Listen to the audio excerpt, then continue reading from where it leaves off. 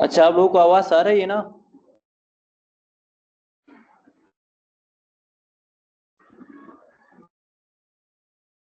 Sir आ रही है। Okay okay.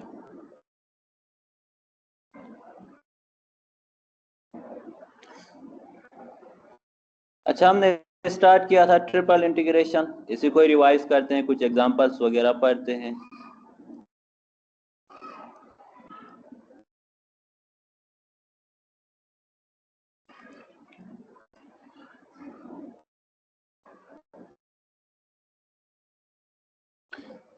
Let's you have a function of three variable u is equal to f x y and z है। अगर ये three variable का function है तो इसका इंटीग्रेशन हम ट्रिपल इंटीग्रेशन से फाइंड करते हैं। टू वेरिएबल का फंक्शन हो तो डबल इंटीग्रेशन यूज होता था, थ्री वेरिएबल फंक्शन हो तो ट्रिपल इंटीग्रेशन यूज करते हैं। इसका इंटीग्रेशन होगा triple integration of region B F X Y Z D V होगा। अगर आपके पास जो रीजन है B is bounded by B equal to है कि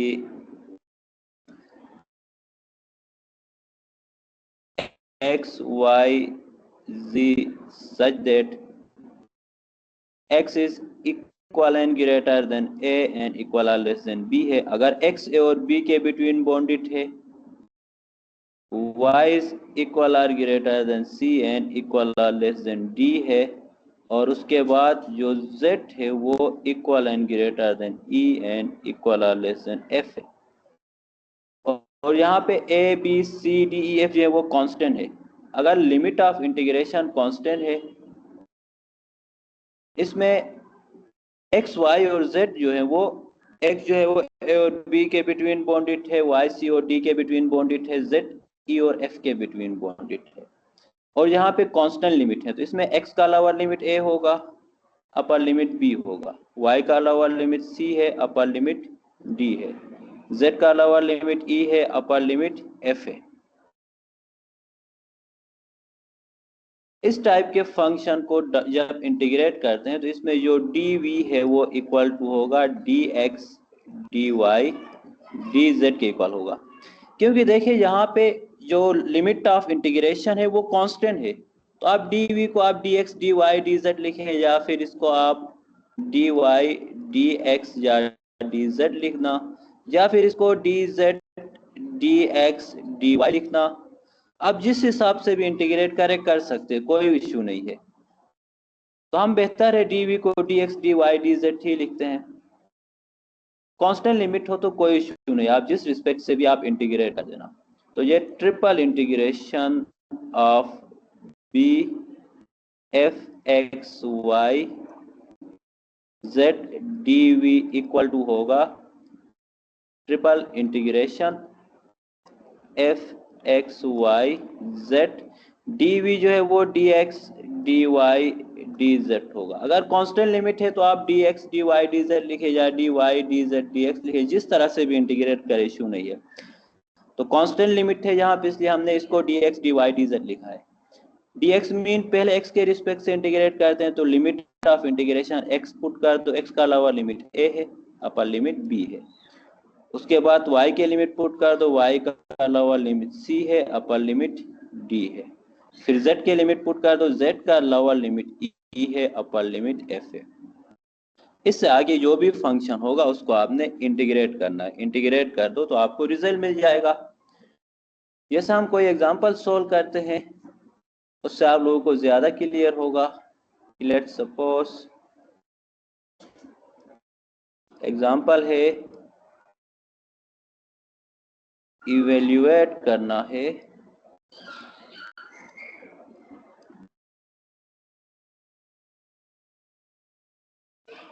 triple integration of region R x plus Y plus Z D of V है, और जो R है वो आपको गिवन है R is x is bounded by 0 and 1, x is equal or greater than 0 and equal or less than 1 है, y is equal or greater than 1 equal or less than 2 है, x 0 और 1 के between bound है, y 1 और 2 के between bound है, और z जो है वो 2 एंड 3 के बिटवीन बोन है। z is equal or less than equal or greater than 2 and equal or less than 3 है। तो फंक्शन देखिए आपके पास से triple integration x plus Y plus Z D of V है, और यहाँ पे लिमिट ऑफ इंटीग्रेशन जो है वो कांस्टेंट लिमिट है। जब कांस्टेंट लिमिट हो तो आप डीवी फाइंड करते हैं, आपकी मर्जी है डीवी को dx dy या dz लिखो, कांस्टेंट लिमिट है ना, इसलिए इसको हम सोल्व करते हैं। अगर वेरिएबल लिमिट हो तो हम उस हिसाब से सेट करते हैं कि डीवी क्या होता है।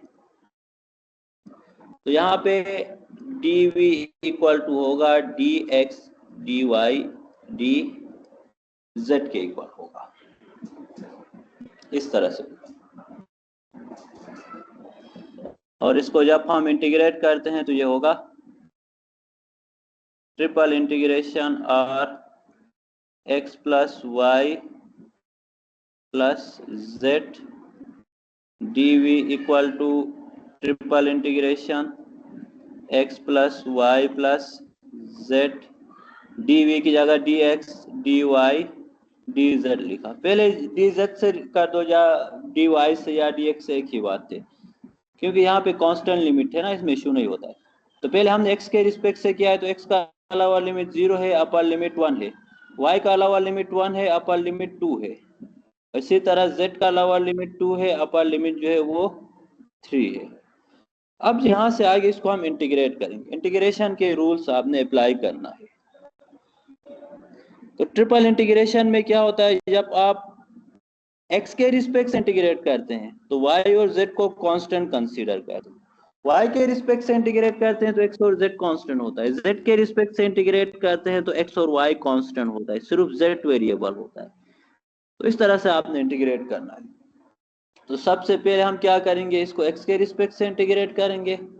तो इसका इंटीग्रेशन होगा, जब x के रिस्पेक्ट से इंटीग्रेट करते हैं तो y और z को ऐसे ही रखना है, ये 2 से 3 तक ये y का लिमिट है, z का लिमिट है 1 से 2 तक, ये y का लिमिट है। अब x के रिस्पेक्ट से जब हम इंटीग्रेट करते हैं तो x का इंटीग्रेशन x स्क्वायर अपॉन 2 होगा, क्योंकि यह इंटीग्रेशन ऑफ पावर रूल लगेगा है ना, x के रिस्पेक्ट से करते, प्लस y का इंटीग्रेशन y के रिस्पेक्ट से x के रिस्पेक्ट से करते हैं, y कांस्टेंट होगा, कांस्टेंट का limit constant multiply by variable होता है, कांस्टेंट का integration constant multiply by variable होता है। तो यहाँ वेरिएबल x है, y का जो इंटीग्रेशन है वो yx होगा, प्लस z भी x के रिस्पेक्ट से कांस्टेंट है तो z का इंटीग्रेशन भी zx होगा, और लिमिट ऑफ इंटीग्रेशन 0 से 1, आगे dy dz लिखना होगा। अब अपर लिमिट माइनस लोअर लिमिट कर देना, तो ये होगा इंटीग्रेशन 2 से 3 इंटीग्रेशन 1 से 2, अपर लिमिट 1 है, 1 पुट कर दो, 1 स्क्वायर अपॉन 2 1 अपॉन 2 होगा, प्लस y इंटू 1 y होगा, प्लस z इंटू 1 z होगा, माइनस करके जब लोअर लिमिट पुट करते हैं तो 0 पुट कर दो तो ये सारा 0 होगा, इसको लिखने की नीड नहीं है। जब हम लोअर लिमिट पुट करते हैं तो ये पूरा जो वो 0 के इक्वल होगा, और इसके आगे होगा dy एंड dz बच गया। अब यहाँ dy एंड dz बचा है तो इसको आप y के रिस्पेक्ट से इंटीग्रेट करना होगा, फिर z के रिस्पेक्ट से इसको इंटीग्रेट करना होगा।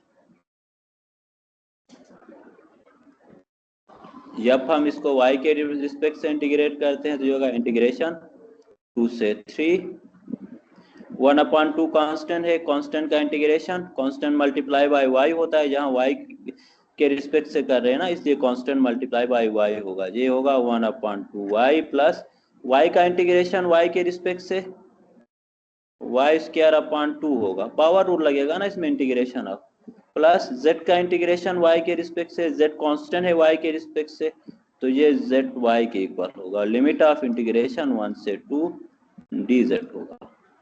अभी आपने अपर limit minus lower limit put करना है, ये इंटीग्रेशन 2 से 3 ऐसे ही आएगा, अपर लिमिट 2 है तो ये 1 upon 2 into 2 plus 2 square upon 2 plus z into 2 फिर माइनस करना है लोअर लिमिट। लोअर लिमिट 1 है, 1 पुट करने से आएगा 1/2 plus 1/2 plus z into 1 z के इक्वल होगा इंटू डी ऑफ z होगा। इसको हम थोड़ा और सिंप्लीफाई करते हैं, जो होगा इंटीग्रेशन 2 से 3, 2 और 2 कैंसल होगा, 1 होगा प्लस ये 2 स्क्वायर अपॉन 2 2 के इक्वल होता है, 2 स्क्वायर 4 होता है ना, 4/2 2 के इक्वल होगा प्लस z इंटू 2 2z के इक्वल होगा। और ये माइनस 1, इसमें देखो 1/2 प्लस 1/2 1 के इक्वल होता है ना, 1/2 प्लस 1/2 1 होता है, तो ये -1 होगा, -1 माइनस z dz के इक्वल होगा। यहाँ से 1 और -1 कैंसल आउट हो गए हुए, तो ये आपके पास आएगा इंटीग्रेशन 2 से 3, ये 2 प्लस 2z माइनस z के इक्वल होगा, डी ऑफ z आएगा। अब इसको z के रिस्पेक्ट से इंटीग्रेट कर देना, तो ये 2 का इंटीग्रेशन होगा 2z प्लस z का इंटीग्रेशन z स्क्वायर अपॉन 2 होगा, और लिमिट ऑफ इंटीग्रेशन 2 से 3 तक है। अब अपर limit minus lower limit put करना, अपर लिमिट 3 है, तो ये 2 इंटू 3 होगा plus 3 square upon 2 minus lower limit put कर देना, लोअर लिमिट 2 है, 2 इंटू 2 प्लस 2 स्क्वायर अपॉन 2 के इक्वल होगा। जब इसको आप सिंप्लीफाई करते हैं, 2 multiply 3 6 plus 3 square 9, 9/2 minus 2 multiply 2 4 होगा प्लस 2 स्क्वायर अपॉन 2 अगेन 2 के इक्वल होगा, तो ये होगा 6 प्लस 9/2, 4 प्लस 2 6 होता है, तो ये -6 होगा, तो यहाँ से 6 माइनस 6 तो 0 होता है, तो ये इक्वल टू होगा 9/2 के इक्वल होगा, और इसका फाइनल जो रिजल्ट आ रहा है वो 9/2 होगा।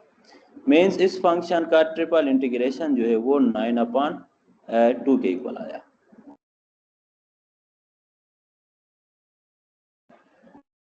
सही है, इस तरह से ये इंटीग्रेट होगा। किसी को कोई इश्यू है तो आप लोग पूछ सकते हैं, मैं थोड़ा जूम आउट करता हूँ, अगर किसी ने नोट करना है इसको नोट कर देना।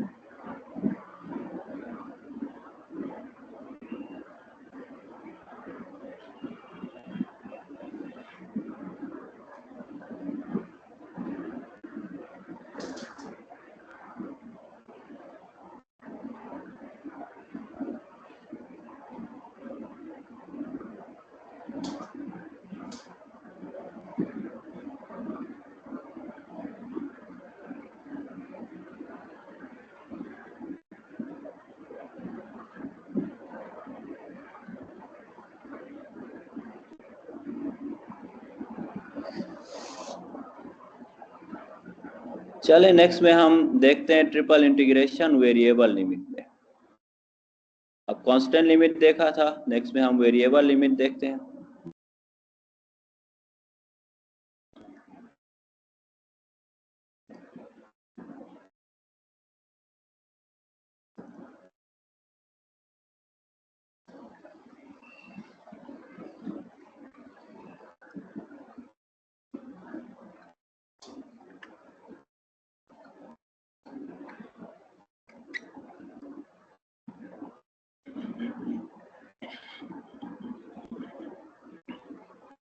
अब वेरिएबल लिमिट में क्या होता है, अगर आपके पास कोई फंक्शन है कि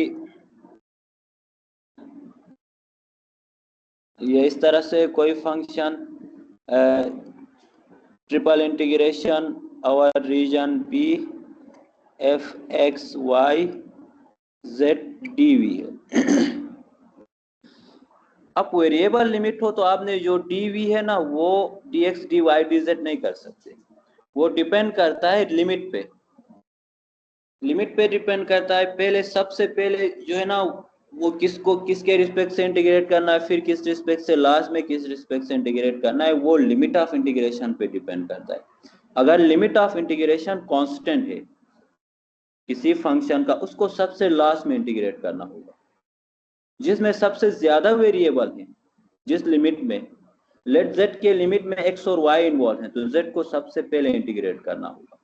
अगर y के लिमिट में x और z इन्वॉल्व है तो सबसे पहले y के रिस्पेक्ट से इंटीग्रेट करना होगा। अगर x के लिमिट में y और z इन्वॉल्व है, lower limit is function of y z है, upper limit is function of y z है, तो सबसे पहले आप लोगों ने जो है वो x के रिस्पेक्ट से करना होगा। अब ये रीजन पे डिपेंड करता है, रीजन बी किस टाइप का है, सही है। अगर आपके पास रीजन बी इक्वल टू इस तरह से है X Y Z such that x is equal or greater than a and equal or less than b है, और उसके बाद y is equal or greater than f1x है and this is equal or less than f2x है, y is function of x है, और उसके बाद z का जो लोअर लिमिट है वो है कि z is equal or greater than let g1 xy है एंड इक्वल और लेस देन g2xy है। अब आप देखें यहाँ पे जो x है, x जो है वो a और b के बिटवीन बॉन्ड है, x का lower limit upper limit constant है, y जो है वो फंक्शन ऑफ x के बिटवीन बॉन्ड है, f1x f2x के बिटवीन बॉन्ड है, z जो है वो function of x and y के बिटवीन बॉन्ड है। तो सबसे ज्यादा लिमिट किस में है, z है ना, z के लोअर लिमिट में देखो एक्स वाई इन्वॉल्व है, अपर लिमिट में एक्स वाई इन्वॉल्व है, तो सबसे पहले z के रिस्पेक्ट से इंटीग्रेट करना होगा, सबसे लास्ट में जो कांस्टेंट लिमिट है उसके रिस्पेक्ट से करना होगा, और वेरिएबल लिमिट और फिर दरमियान में y के रिस्पेक्ट से करना होगा। जब रीजन इस तरह से हो तो उस वक्त आपका जो डी वी है वो इक्वल टू होगा, पहले डी जेड के रिस्पेक्ट से करना होगा, फिर डी वाई के रिस्पेक्ट से, और लास्ट में डी एक्स के रिस्पेक्ट से इंटीग्रेट करना होगा। अगर इस तरह का रीजन हो, सबसे पहले आप x के रिस्पेक्ट से इंटीग्रेट करोगे ना, इसका आंसर नहीं आएगा, गलत आएगा, लास्ट में आपके पास वेरिएबल बच जाएंगे, क्योंकि हमें जो आंसर चाहिए वो एक कांस्टेंट नंबर चाहिए। जब आप पहले x के रिस्पेक्ट से करोगे, वेरिएबल पुट कर दोगे, तो फिर उसके बाद तो बाकी लिमिट जो है वो वेरिएबल की फॉर्म में y और z के लिमिट, तो आंसर आपके पास एक वेरिएबल में आएगा, इसका आंसर नहीं आएगा। जब इस टाइप का रीजन हो तो पहले z के रिस्पेक्ट से करना है। अगर रीजन चेंज हो, रीजन जो बी है वो आपके पास इस तरह से हो, let suppose B is equal to है X Y Z such that, X की जगह मैं लिखता हूं यहाँ पे let suppose Y is equal or greater than A है और Y is equal or less than B है। अगर y a और b के बिटवीन बॉन्ड है, और उसके बाद z जो है वो बॉन्ड है f1y एंड f2y के बिटवीन बॉन्ड है, और इसी तरह x जो है वो bounded by g1 x g1 y और z के बिटवीन बॉन्ड है, g1 y एंड z है, और g2y एंड z है। इसमें देखें अगर रीजन इस टाइप का हो, y जो है वो a और b के बिटवीन बॉन्ड है, y कांस्टेंट है तो y को सबसे लास्ट में इंटीग्रेट करना होगा, x जो है वो y और z के बिटवीन बॉन्ड है, सबसे ज्यादा वेरिएबल x में है, x के अलावा लिमिट में और x के अपर लिमिट में, तो सबसे पहले x के रिस्पेक्ट से इंटीग्रेट करना होगा। इस टाइप के फंक्शन को पहले x के रिस्पेक्ट से इंटीग्रेट करना होगा। यहाँ dv जो है वो आपके पास होगा dx होगा, उसके बाद dz होगा, क्योंकि कांस्टेंट लिमिट को लास्ट में करते हैं ना, y कांस्टेंट है उसको लास्ट में करना है। उसके बाद dz होगा और फिर dy होगा।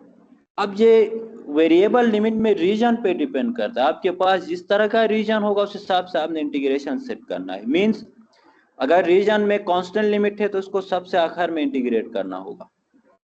जब सारे कांस्टेंट है तो हम अपनी मर्जी से करते हैं, पहले x से करो, y से या z से, लेकिन कुछ कांस्टेंट है कुछ वेरिएबल है, तो जो कांस्टेंट वाला है उसको सबसे लास्ट में इंटीग्रेट करना है। जो वेरिएबल लिमिट है जिसमें ज्यादा वेरिएबल है उसको सबसे पहले करना है, जिसमें कम वेरिएबल है उसको इसके बाद इंटीग्रेट करना है। सही है, तो इस तरह से आपके पास जो है वो dv सेट कर सकते हैं।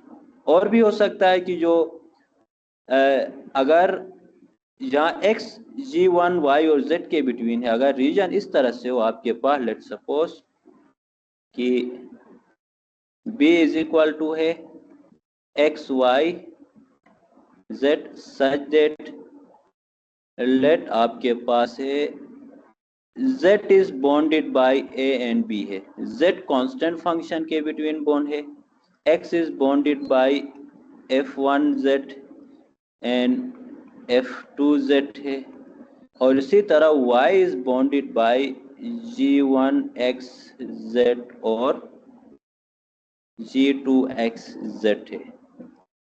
इस केस में आपने क्या करना होगा, सबसे पहले y के रिस्पेक्ट से इंटीग्रेट करना होगा, क्योंकि y जो है वो दो फंक्शन के बिटवीन बॉन्ड है, x एक फंक्शन के बिटवीन बॉन्ड है, तो इसलिए नेक्स्ट में x के रिस्पेक्ट से इंटीग्रेट करोगे और लास्ट में z के रिस्पेक्ट से, क्योंकि z कांस्टेंट के बिटवीन बॉन्डेड है।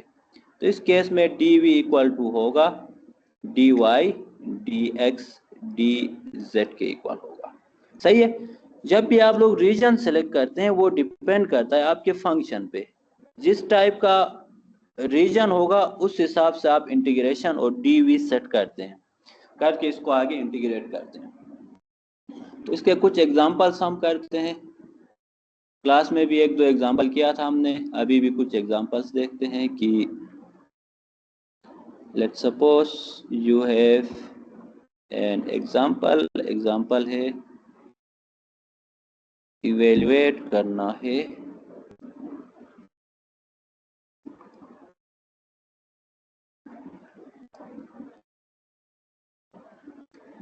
Triple integration of ex plus y plus z है, e power x plus y plus z dv है और b, जबकि रीजन b इज इक्वल टू है x y z such that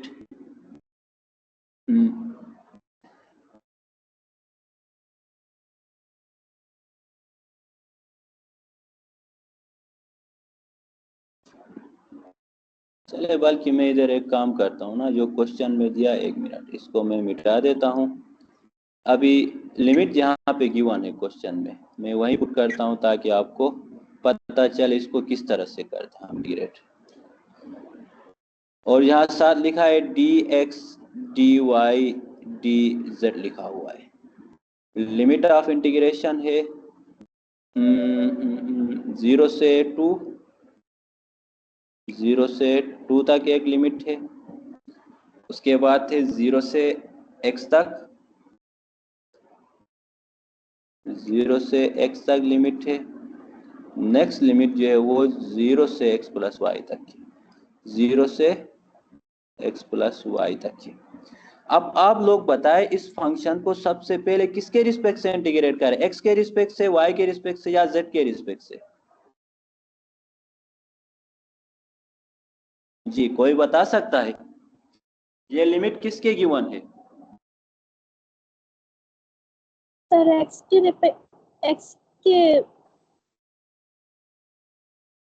x के respect से अगर आप देखें, अगर आप x के रिस्पेक्ट से करें ना तो ऊपर मैंने आप लोगों को दिखाया था, जब आप x के रिस्पेक्ट से करते हैं, यहाँ पे कहाँ गया, ये रहा, ये पिंक कलर में लिखा हुआ है, इसमें देखिए जब आप x के रिस्पेक्ट से करते हैं तो x का लोअर लिमिट y और z के फॉर्म में होना चाहिए, अपर लिमिट भी y और z में होना चाहिए।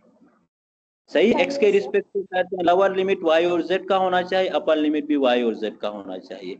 लेकिन इस फंक्शन में चलो लोअर लिमिट तो 0, अपर लिमिट x y का है। जब आप x के रिस्पेक्ट से करते हैं तो लिमिट x का नहीं होता है, x के रिस्पेक्ट से आप इंटीग्रेट करते हैं तो ना लिमिट जो है वो y और z के होते हैं, फंक्शन जो है y और z के बिटवीन बॉन्ड होता है। जब x के रिस्पेक्ट से इंटीग्रेट करते हैं तो फंक्शन x में बॉन्डेड नहीं होता, x वेरिएबल होता है, y और z में बॉन्ड होता है। तो x के रिस्पेक्ट से तो नहीं होगा, क्या y के रिस्पेक्ट से कर सकते हैं?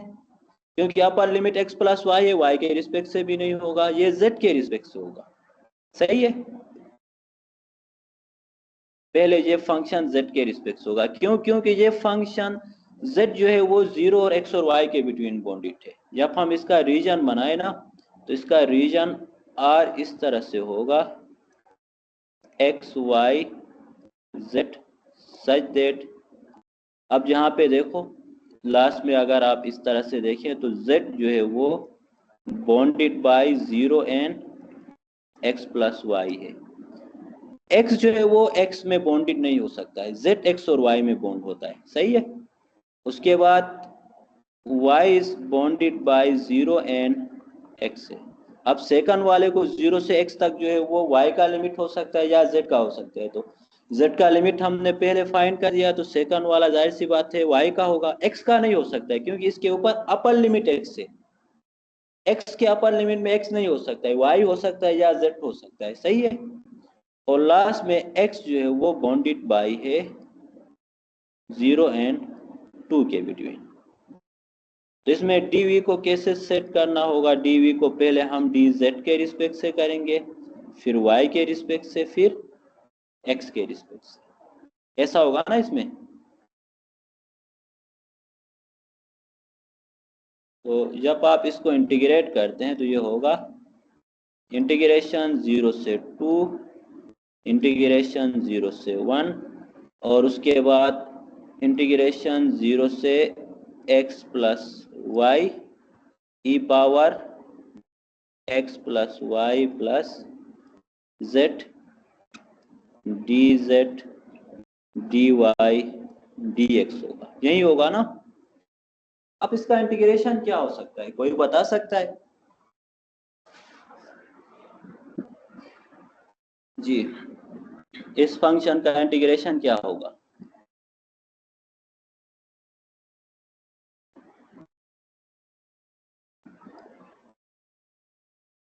आप मैं इधर साइड पे लिख रहा हूं, इधर देखें, e power x plus Y plus z जो है वो इक्वल टू होता है e power x multiply e power y multiply e power z। ये होता है कि नहीं? यही होता है ना। पावर 8 होती है तो कोफिशिएंट को हम मल्टीप्लाई करते हैं, जैसे आपके पास 2 की पावर 2 है तो ये होता है 2 मल्टीप्लाई 2 मीन्स 2 की पावर 1 मल्टीप्लाई 2 की पावर 1 होता है ना, यही होता है।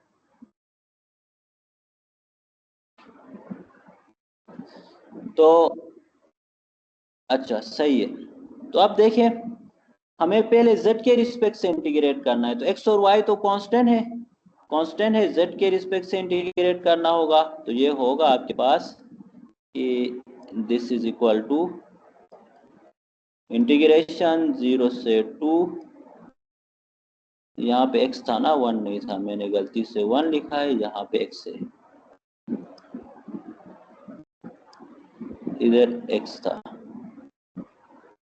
इंटीग्रेशन 0 से x होगा, और यहाँ पे देखो इंटीग्रेशन 0 से x प्लस वाई, इसको हम लिख सकते हैं e power x e power y e power z D Z D Y D x लिख सकते हैं। जब आप z के रिस्पेक्ट से इंटीग्रेट करते हैं ना, तो x और y कांस्टेंट होते हैं, तो ex और ey कांस्टेंट होगा, ez पे इंटीग्रेशन लगेगा सिर्फ। ez का इंटीग्रेशन क्या होता है? इंटीग्रेशन 0 से 2 इंटीग्रेशन 0 से x e power x e power y means e power x e power y जो है वो कांस्टेंट रहेंगे, या फिर इसको आप e power x e power y को e power x plus Y लिख सकते हैं ना, कोई बात नहीं, इसको e power x plus Y constant रहेगा और e पावर z का इंटीग्रेशन e z ही होगा और लिमिट ऑफ इंटीग्रेशन 0 से x प्लस वाई होगा और ये dy dx के इक्वल होगा। किसी को कोई इश्यू हो तो पूछ सकते हैं। अब ये होगा इंटीग्रेशन 0 से 2 0 से x e power x plus Y. अब लिमिट ऑफ इंटीग्रेशन अप्लाई करें। लिमिट ऑफ इंटीग्रेशन होता है upper limit minus lower limit. Upper limit x plus Y है, z की जगह e power x plus Y put कर देना, minus lower limit 0 e power 0 1 के इक्वल होता है, तो ये होगा dy dx के इक्वल होगा। इसको आप फर्दर सिंप्लीफाई कर देना, e पावर x y इसके साथ मल्टीप्लाई होगा, तो ये होगा इंटीग्रेशन 0 से 2 इंटीग्रेशन 0 से x e power x plus Y multiply e power x plus Y क्या होगा, e पावर, ये क्या हो सकता है, कोएफिशिएंट सेम है तो पावर 8 होंगी ना, x प्लस वाई होगा, e power 2x plus 2y होगा, यही होगा ना, माइनस 1 के साथ कर दो e power x plus Y होगा और यहाँ पे ये होगा dy dx के इक्वल होगा। नेक्स्ट हमें y के रिस्पेक्ट से इंटीग्रेट करना है। जब y के रिस्पेक्ट से इंटीग्रेट करते हैं तो इसमें भी ऐसा होगा, जैसे e power 2x plus 2y equal to होगा e power 2x multiply e power 2y के इक्वल होगा। e पावर 2x कांस्टेंट है, ये बाहर आएगा तो e पावर 2y पे इंटीग्रेशन लगेगा, यह होगा इंटीग्रेशन 0 से 2 इंटीग्रेशन 0 से x e power 2x multiply e power 2y minus e power x e power y dy dx होगा।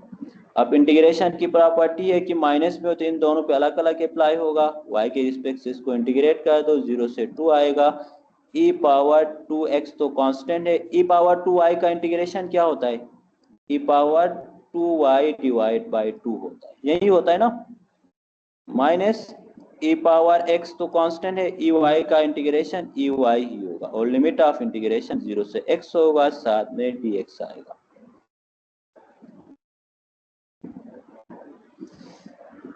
अच्छा, अब लिमिट ऑफ इंटीग्रेशन पुट कर देना, अपर लिमिट माइनस लोअर लिमिट होगा, अपर लिमिट x है, x पुट करने से होगा इंटीग्रेशन 0 से 2 e पावर 2x और यहाँ पे e पावर, यहाँ पे पुट कर देना y की जगह x, तो ये होगा 2x divide by 2 minus e power x, y की जगह x पुट कर देना ex होगा। अब माइनस करके लोअर लिमिट पुट कर देना, लोअर लिमिट 0 है, e पावर 0 1 के इक्वल होता है, तो यहाँ लोअर लिमिट 0 पुट कर दो तो e की पावर 0 1 होगा, e पावर 2x मल्टीप्लाई 1 ये होगा e power 2x divide by 2 minus यहाँ भी e पावर 0 1 होगा, ex मल्टीप्लाई e पावर 0 ये माइनस ex के इक्वल होगा और साथ में आएगा dx। इसको आप फर्दर सिंप्लीफाई करने से ये आएगा इंटीग्रेशन 0 से 1 e power 2x multiply by e power 2x क्या होता है, e power 2x plus e power 2x होगा ना, ये e power 4x divide by 2 होगा, माइनस ये होगा ex multiply ex e power 2x होगा, फिर ये minus e power 2x divide by 2 minus minus plus e power x dx होगा। अब इसको फर्दर आप सिंप्लीफाई कर सकते हैं, ये होगा integration 0 to 1 e power 4x divide by 2,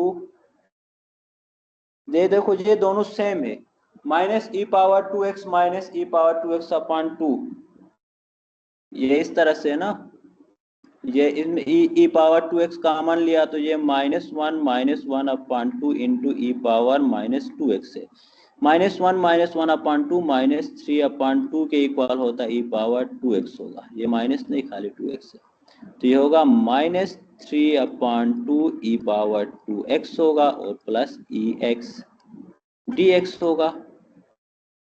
अब इनको x के रिस्पेक्ट से इंटीग्रेट कर दो, इन सब पे इंटीग्रेशन अप्लाई करना, तो ये होगा e⁻4x डिवाइड बाई 2, 1/2 तो कांस्टेंट है बाहर आएगा, e⁻4x का इंटीग्रेशन e⁻4x डिवाइड बाई 4 होता है, -3/2 तो कांस्टेंट है, e⁻2x का इंटीग्रेशन e⁻2x डिवाइड बाई 2 होता है, प्लस ex का इंटीग्रेशन ex ही होता है। लिमिट ऑफ इंटीग्रेशन 0 से 1 कर देना।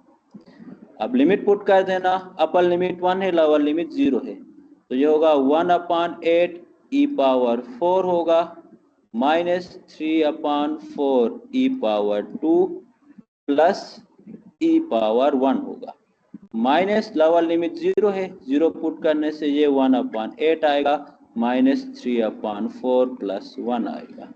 इसको आप फर्दर सिंप्लीफाई करना, ये होगा 1/8 e⁻4 -3/4 e⁻2 plus e minus इसका एलसीएम लेना, एलसीएम क्या आएगा, एलसीएम आएगा 8, ये होगा 1 - 6 प्लस 8, ये किसके इक्वल होगा, फाइनल आंसर आपके पास आ गया, this is equal to 1/8 e⁻4 -3/4 e⁻2 plus e, and ये माइनस होगा 1 8 प्लस 1 9, 9 माइनस 6 3 होगा, 3 डिवाइड बाई 8, और ये आप लोगों का आ गया फाइनल आंसर।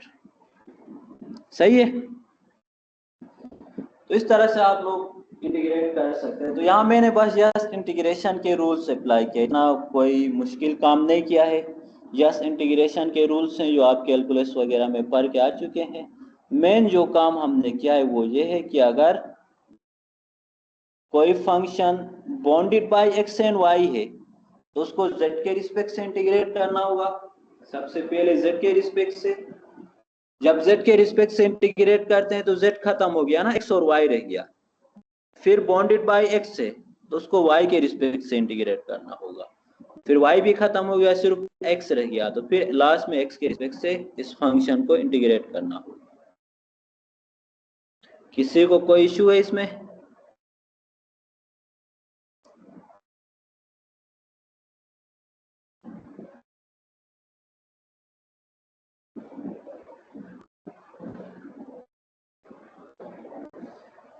जी क्या इशू है?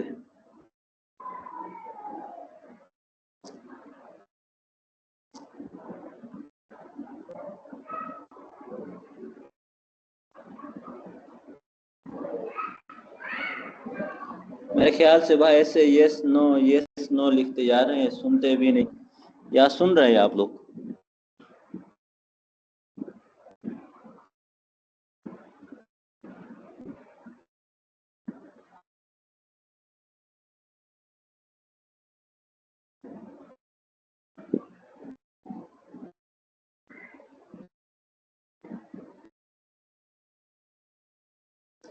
चले अच्छी बात है, सुन रहे हैं तो अगर नोट करना है तो देखें, नोट है तो फिर हम नेक्स्ट क्वेश्चन की तरफ आते हैं।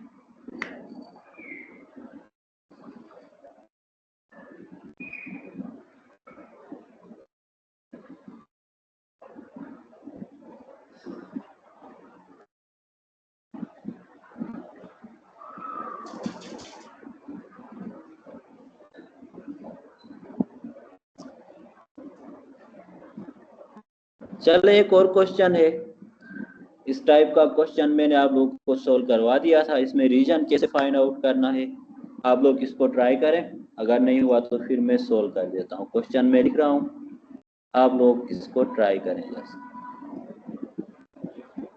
चलो इसको मैं नेक्स्ट पेज में करता हूँ।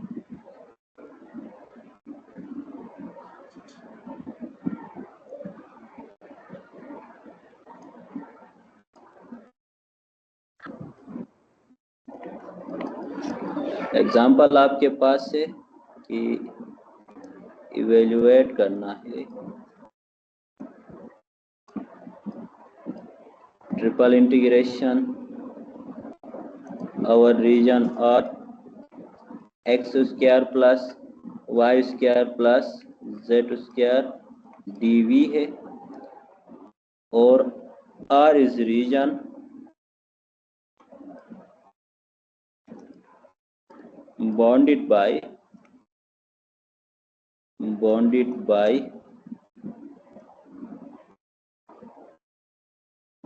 x is equal to 0, x equal to 0, y equal to 0, z equal to 0 and x plus y plus z equal to a और a is greater than 0 है। a 0 से ग्रेटर कोई भी नंबर है, इसके बिटवीन बॉन्डेड है। Function है x square plus Y square plus Z square और रीजन गिवन है x equal to 0, y equal to 0, z equal to 0 and x square plus Y square sorry x plus Y plus z equal to a है। A is greater than 0 है।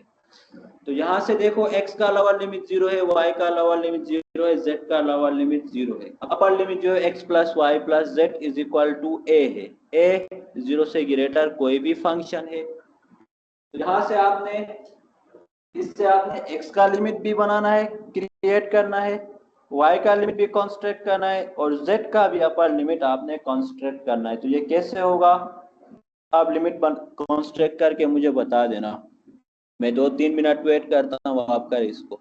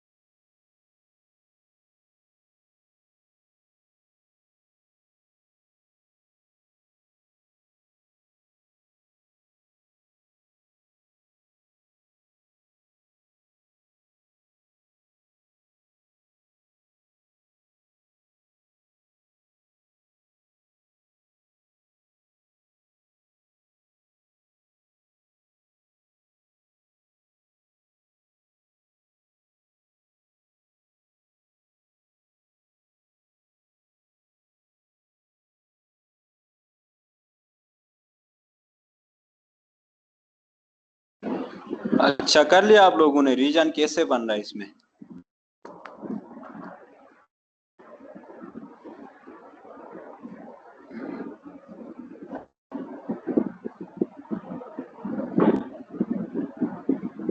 Last time भी मैंने आप लोगों को समझा दिया था, वो इस टाइप का एक क्वेश्चन करवाया था कि जब आप रीजन देखते हैं तो यहाँ पे देखो, इधर x का लोअर लिमिट आपके पास से x इज इक्वल टू 0 है। अपर लिमिट आप इस फंक्शन से क्रिएट कर सकते हैं, 2x plus Y plus Z is equal to a है, तो यहाँ से x इज इक्वल टू होगा a minus Y minus z होगा। मीन्स x जो है वो 0 से लेके a minus Y minus Z के बिटवीन बॉन्ड होगा। सही है। तो जब आप x एक्सिस को बॉन्ड करते हैं तो x एक्सिस फिनिश होता है। अब y का जब आप लिमिट देखते हैं तो y का लोअर लिमिट आपके पास 0 है। तो अपर लिमिट क्या होगा इस फंक्शन में? देखो आपने x एक्सिस को तो बॉन्ड कर दिया, x के रिस्पेक्ट से इंटीग्रेट कर लिया, तो आप y और z रहते हैं, तो ये y plus Z is equal to a होगा, और y का अपर लिमिट जो है वो a माइनस जेड के इक्वल होगा। y का अपर लिमिट होगा a माइनस जेड होगा, यानी y इज इक्वल टू 0 से लेके a माइनस जेड तक होगा। अब लास्ट में z का लिमिट फाइंड करना है। z का लोअर लिमिट आपके पास है 0, और अपर लिमिट क्या है? यहाँ से देखो, x के रिस्पेक्ट से आपने इंटीग्रेट किया, x खत्म हुआ, y के रिस्पेक्ट से भी आपने इंटीग्रेट किया, y भी खत्म हुआ, तो सिर्फ z बच गया, z is equal to a बच गया। तो यहाँ से dv आप फाइंड कर सकते हैं, dv इक्वल टू होगा, dv किसके इक्वल होगा? पहले आपने x को 0 और a minus Y minus Z के बिटवीन बॉन्ड किया था, तो पहले x के रिस्पेक्ट से इंटीग्रेट करना होगा, फिर उसके बाद y के रिस्पेक्ट से, और उसके बाद z के रिस्पेक्ट से बॉन्ड करना, इंटीग्रेट करना होगा इस तरह से।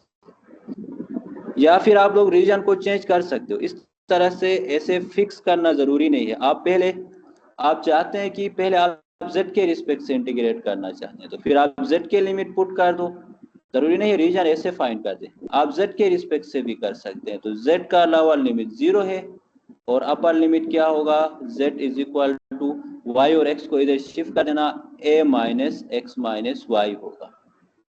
उसके बाद आप x का लिमिट फाइंड कर सकते हैं या y का कर सकते हैं। अगर x के रिस्पेक्ट से आप इंटीग्रेट करना चाहते हैं तो x का लोअर लिमिट 0 है, और अपर लिमिट क्या होगा? पहले यहाँ से आपने z के रिस्पेक्ट से इंटीग्रेट कर लिया था, अब x plus Y equal to a बच गया है, तो यहाँ से x का अपर लिमिट जो है वो a माइनस वाई होगा।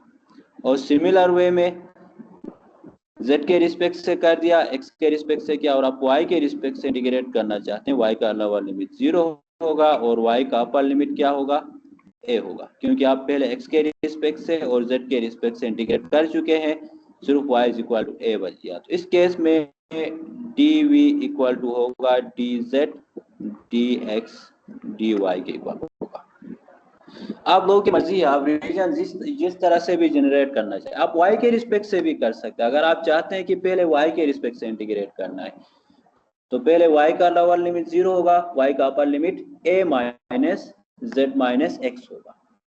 सही है। और उसके बाद x के रिस्पेक्ट से या z के रिस्पेक्ट से इंटीग्रेट करना है। तो चलो इसको ट्राई करो, क्या होगा इसका इंटीग्रेशन फाइंड करना, ऊपर क्वेश्चन में पुट करके। क्वेश्चन है x square plus Y square plus Z square D of V है। यहाँ से आगे बस इंटीग्रेशन के रूल्स अप्लाई होंगे, इतना मुश्किल काम होगा नहीं।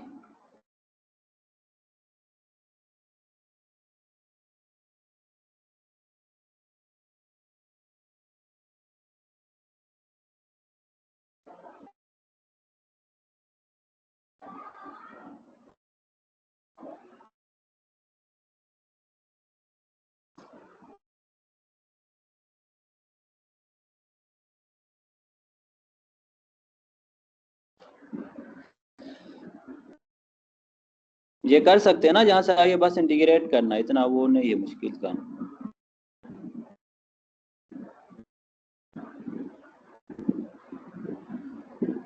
एक और क्वेश्चन में इससे रिलेवेंट ही लिख देता हूं कि आप लोगों को ज्यादा क्लियर होगा। एक एग्जांपल है,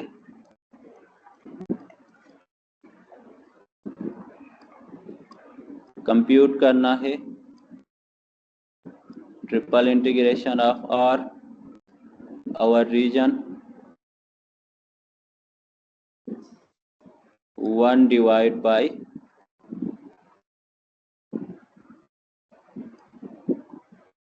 x plus Y plus z plus 1 whole power 3 D of V है, और r जो है वो आपके पास है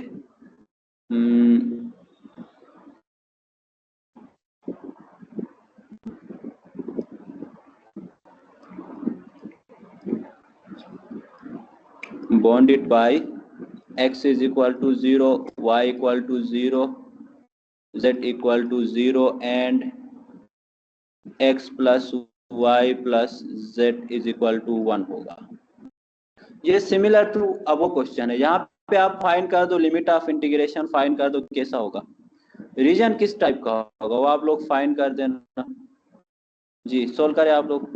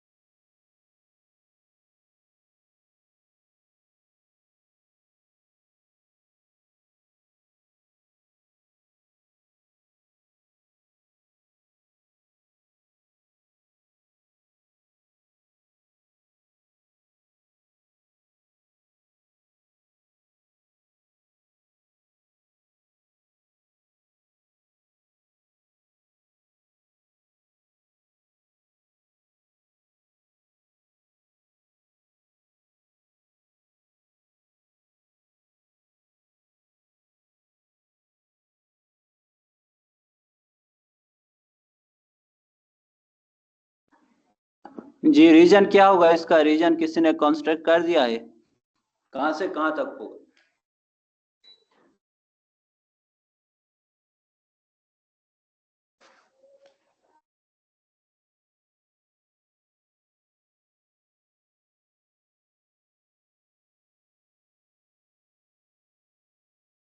मेरे ख्याल से आप लोग नहीं कर रहे हैं।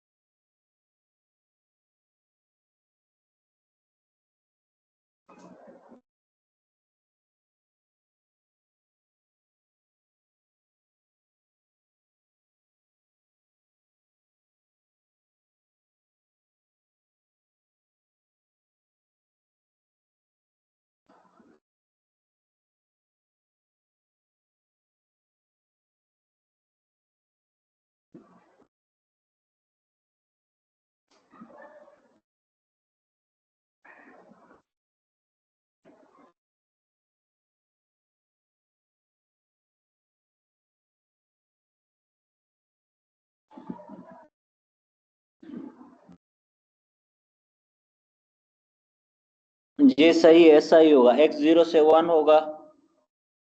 अगर आप इस तरफ से करें, पहले z के रिस्पेक्ट से इंटीग्रेट करते हैं तो ये x 0 से 1 y 0 से 1 माइनस एक्स 0 से 1 माइनस एक्स माइनस वाई के इक्वल होगा। जब आप पहले z के रिस्पेक्ट से, फिर y के रिस्पेक्ट से, फिर x के रिस्पेक्ट से इंटीग्रेट करना चाहते हैं तो ये इस तरह से होगा। तो ऐसे आप लोग रीजन जो है वो कंस्ट्रक्ट कर सकते हैं। तो इससे आगे देखें इंटीग्रेशन की टेक्निक यूज होगी। इंटीग्रेशन की टेक्निक्स वही टेक्निक्स है जो आप यूज करते आ रहे कैलकुलस में, बस सिर्फ यही होगा x के रिस्पेक्ट से आप इंटीग्रेट करते हैं, y कांस्टेंट होगा, y के रिस्पेक्ट से x के रिस्पेक्ट से करते हैं y और z कांस्टेंट होगा, y के रिस्पेक्ट से x और z के रिस्पेक्ट से x और y कांस्टेंट कंसीडर होगा। बाकी इंटीग्रेशन के रूल्स वही लगेंगे। तो आई होप यहाँ तक क्लियर हुआ होगा। ये हमने फिजिकल क्लास में भी पढ़ लिया था और इसमें इन्हीं टॉपिक को हम रिवाइज कर रहे हैं। तो नेक्स्ट में हम देखते हैं कि अगला नेक्स्ट टॉपिक क्या डिस्कस करना है, वो हम अगली क्लास में देखते हैं। भाई यहाँ से आगे आपने क्या करना है, जो लिमिट ऑफ इंटीग्रेशन है वो पुट कर देना है। ऊपर जो गिवन क्वेश्चन है वहां पे पुट करना है। ये इक्वल टू होगा triple integration 1/x plus y plus z plus 1 whole cube. पहले आपने dz के रिस्पेक्ट से किया था, फिर y से, फिर dx से। तो z का लोअर लिमिट 0 है, upper limit 1 minus x minus y है, और y का लोअर लिमिट 0, अपर लिमिट देखो z तो खत्म हो जाता है तो ये 1 माइनस एक्स होता है। x का लोअर लिमिट 0 है, अपर लिमिट के लिए जब x y और z के रिस्पेक्ट से इंटीग्रेट करते हैं y z खत्म होता है, x इक्वल टू 1 बच रहा है।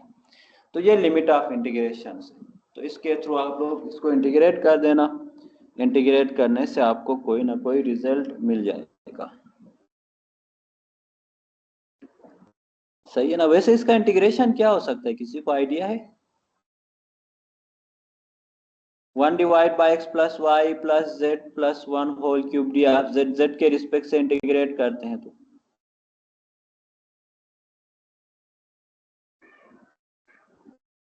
जी क्या होगा इसका इंटीग्रेशन?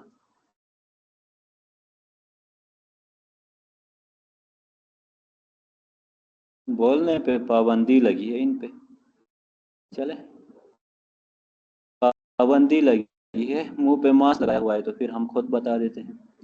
लेट्स सपोज आपके पास कोई integration of F x power integration ये होगा 1 x plus y plus Z plus 1 whole cube होगा, और डी इक्वल होगा 1/2 ln 2 माइनस 5/16 जब इसका फाइनल करेंगे, फर्दर इंटीग्रेशन करेंगे तो। अच्छा सही है। अच्छा, आपके पास कोई function integration of f n और उसका derivative f dash x d x हो तो यहाँ पे पावर रूल लगता है, f x power n plus 1 divide by n plus 1 plus c होता है if n is not equal to -1 हो। जब n -1 हो तो क्या होगा, integration of 1 upon f x हो। F x mean f x की पावर -1 है ना, और इसका derivative f dash x d x मौजूद हो तो ये l n f x plus c के इक्वल होता है। सही है। अब ये देखो 1 अपॉन एफ एक्स है तो एफ एक्स की पावर 1 तो नहीं है, 3 है। जब एफ एक्स की पावर 1 हो तो तब एल एन लगता है। सही है। यहाँ पे पावर 3 है तो एल एन नहीं लगेगा, पावर रूल लगेगा इसमें। ये इस तरह से ये फंक्शन आपके पास है triple integration 0 to 1 minus X 0 to 1 minus X minus Y. ये फंक्शन जब इसको मैं नोमिनेटर में ले जाऊं तो ये आपके पास बन जाता है। मैं थोड़ा जूम आउट कर देता हूँ, वेट करें। ये होगा x plus Y plus Z plus 1 की power -3 D Z D Y D X होता है। अब इसको आप x के रिस्पेक्ट से इंटीग्रेट कर रहे हैं ना, ये पूरा आपके पास एक फंक्शन है। इसको सॉरी z के रिस्पेक्ट से इंटीग्रेट करते हैं तो x y और 1 कांस्टेंट होंगे। इसका इंटीग्रेशन क्या होगा, सॉरी इसका डेरिवेटिव क्या होगा, ये एफ ऑफ एक्स है यानी एफ एक्स की पावर n है ना, इसका डेरिवेटिव क्या होगा, पार्शियल डेरिवेटिव लगेगा इसमें, इसका डेरिवेटिव 1 होगा ना। z के रिस्पेक्ट से आप देख रहे हैं, z के रिस्पेक्ट से इसका डेरिवेटिव क्या होता है। अब आप देखें आपके पास फंक्शन है partial upon partial z x plus Y plus Z plus 1 है। इसका डेरिवेटिव क्या है, z के रिस्पेक्ट से x भी कांस्टेंट होता है, y भी कांस्टेंट होता है, 1 भी कांस्टेंट होता है, इन सब का डेरिवेटिव 0 होगा, z का डेरिवेटिव 1 होगा ना। तो क्या यहाँ पे integration of generalise power rule नहीं लगेगा, ये पूरा एफ एक्स की पावर n है, एफ डैश ऑफ एक्स यहाँ सामने 1 मौजूद है तो पावर रूल लगेगा ना इसमें। इसमें आप लोग पावर रूल लगा सकते हैं, जो होगा 0 से 1 माइनस एक्स, और ये होगा x plus Y plus Z plus 1 power rule लगाना तो ये -2 अपॉन -1 और लिमिट ऑफ इंटीग्रेशन 0 से 1 minus X minus Y D Y D X होगा। तो यहाँ से आगे आप upper limit minus lower limit put कर देना, फिर y के रिस्पेक्ट से इंटीग्रेट करना है और फिर उसके बाद x के रिस्पेक्ट से इंटीग्रेट करना है। तो ये आप लोग कर सकते हैं यहाँ से आगे मेरे ख्याल से।